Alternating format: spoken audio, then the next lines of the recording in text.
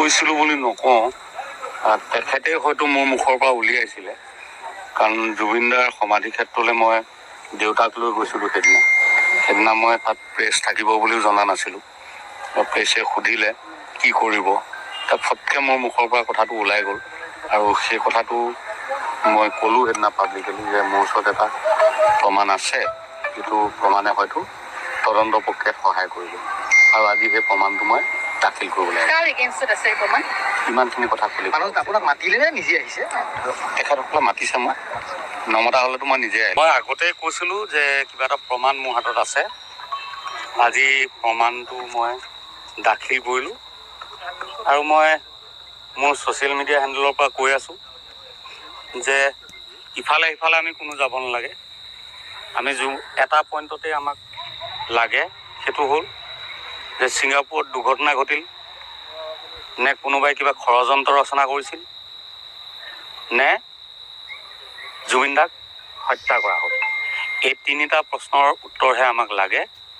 তাৰপিছত কোনে কৰিলে সেই কথাটো আহিব, আৰু তাৰপিছত তেওঁলোকৰ শাস্তি কি হ'ব, সেই কথাকেইটাই মূল।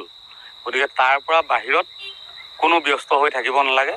মই কাটৰ অনুৰোধ জনাইছোঁ সকলোকে, আমি সকলোৱে শেষলৈকে যুঁজিম আৰু আমি জিকিব লাগিব। সকলোৱে শেষলৈকে যুঁজিম আৰু আমি জিকিব লাগিব। ধন্যবাদ।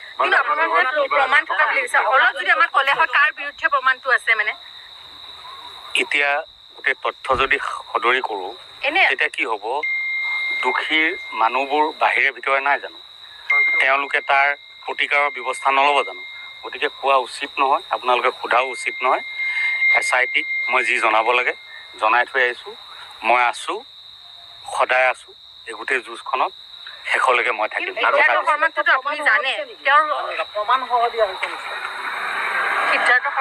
মই কাৰো নাম মেনশ্যন নকৰোঁ। গোটেই ঘটনাটোত আজি ৰাইজে কাৰ তদন্ত হোৱাটো বিচাৰিছে। অনুষ্ঠানটো কোনে অৰ্গেনাইজ কৰিছিল তেওঁলোকক বিচাৰিছে। জুবিন দাৰ লগত কোন কোন গৈছিল তেওঁলোকক বিচাৰিছে। আৰু সেই বিশেষ দিনটোত তেওঁৰ লগত কোন কোন আছিল তেওঁলোকক বিচাৰিছে। আৰু তাৰ আগনিশা কোন কোন আছিল তেওঁলোকক বিচাৰিছে। ইমানখিনিয়ে নহয় জানো কথা? গতিকে ইমানখিনি হৈ লওক, গোটেই মানুহখিনি আহি লওক। চৰকাৰে চেষ্টা কৰিছে, আৰু যিমান ৰাইজে যিটো আশা কৰিছে চৰকাৰ সেই ক্ষেত্ৰত উত্তীৰ্ণ হওক। ৰাইজে বিচৰা ধৰণে সকলোকে আনক, সকলোৱে নিজৰ নিজৰ ষ্টেটমেণ্টবোৰ হেৰি কৰক, যিমান পাৰে খৰতকীয়া কৰিব লাগে কথাবোৰ। কাৰণ ৰাইজ অলপ অধৈৰ্য হৈছে। কিন্তু আমি জানো বিচাৰ প্ৰক্ৰিয়া সদায় দীঘল হয়, কিন্তু হ'লেও ৰাইজৰ জুবিন গাৰ্গৰ ক্ষেত্ৰত অলপ বেলেগ হৈছে। গতিকেলৈ সেইটোৱে আশা কৰিছোঁ। আৰু মই কথা দিছোঁ, মই আছোঁ আৰু থাকিম।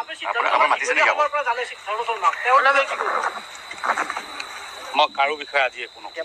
আপোনাক মাতিছে নেকি আকৌ? মই আকৌ আহিব লাগিব। মই কাৰো বিষয়ে একো নকওঁ। মোৰ ব্যক্তিগত মতামত একো নাই। যদি মই যিদিনা ভাবিম যে মানে যিটো বিচাৰ প্ৰক্ৰিয়াৰ জৰিয়তে কথা হোৱা নাই, সেইদিনা মিডিয়াক মাতি মই নিজে ক'ম।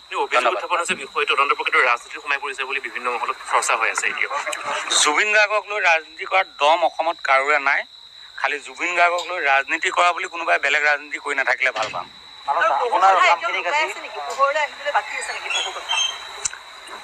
বহু কথাটোতো আমাক দৰকাৰো নাই নহয়। আমাক মূল কথা কি লাগে? মই ক'লোঁ নহয়, মূল কথা কি লাগে? বহু কথা ক'লে জুবিন গাৰ্গৰ ইমান এটা বৰ্ণময় জীৱন, হাজাৰ বিজাৰ ঘটনা উপঘটনা থাকিব। সেইবোৰ উপন্যাস হ'ব, তেওঁ বায়'গ্ৰাফি হ'ব, সেইবোৰ কথা বেলেগ। পঢ়ি ৰাইজে আমোদ পাব, সেইটো বেলেগ। বিচাৰ প্ৰক্ৰিয়াৰ কাৰণে আমাক মূলতঃ কি কাম লাগে?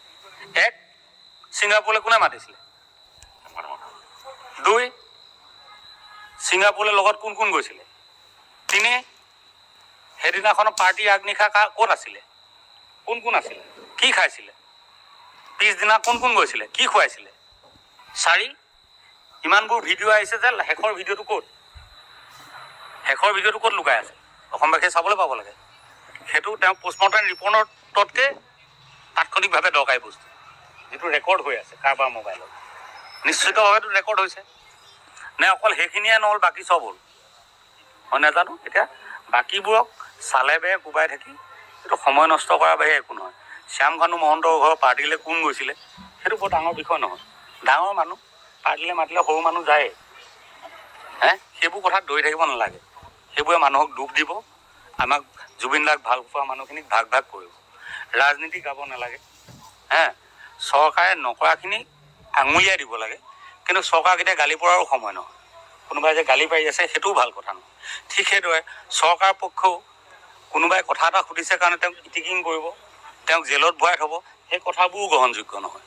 কাৰোবাক ধমকি দিব, সেইটোও গ্ৰহণযোগ্য নহয়। অসমৰ প্ৰাণৰ আমঠু জুবিন গাৰ্গ, তেওঁক লৈ প্ৰতিজনৰে চিন্তা হৈছে আৰু ভৱিষ্যতলৈও থাকিব। গতিকে সেই কথাটোৰ পৰা কোনো আঁতৰি আহিব নোৱাৰে। আমি আঁতৰি নহাটোতো কথা দিলোৱে, কথা নাই, আমি সদায় থাকিম আৰু সকলো পক্ষকে সেইটোৱে অনুৰোধ জনাইছোঁ। বছ ইমানখিনি মোৰ কথা। আপোনাৰ কৰ্মকাজী শলাগিছে বহুতে, আমি বাতৰি দেখি কিন্তু বহুতে কৈছে যে জুবিন দাৰ প্ৰকৃত বন্ধু আছিল। মানুহৰ কথালে মই নাযাওঁ, মই নিজৰ কথা মতে চলিছোঁ, জীৱনটো নিজৰ কথা মতে চলিম। মানুহৰ কোনোবা দিনা মূৰত তুলি ল'ব। জুবিন দাৰ ক্ষেত্ৰতো একেই হৈছিলে, কোনোবা দিনা ঢেৰ গালি পাৰিছিলে, পৰা নাছিলে জানো? প্ৰথম সাংবাদিকে দেখোন জীৱনত তেওঁ প্ৰথমবাৰৰ কাৰণে বয়কট কৰিছিল, অসম সাহিত্য সভাই বয়কট কৰিছিল। তেখেত আজি অসমৰ প্ৰাণৰ শিল্পী হিচাপে প্ৰতিষ্ঠিত হ'ল, হয়নে নহয়?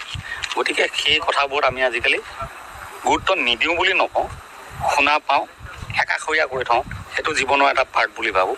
নিজৰ কাম কৰাৰ গতিটো এটা বেলেগ। গতিকে মই সেইবোৰক লৈ কোনোদিনে খুব ব্যতিব্যস্ত নহয়। তথাপি আটাইকে কাবৌ কৰিছোঁ, সকলো পক্ষকে দেই, যে আমাৰ মূল লক্ষ্যটোৰ পৰা কোনোৱে আঁতৰি আহিব নালাগে।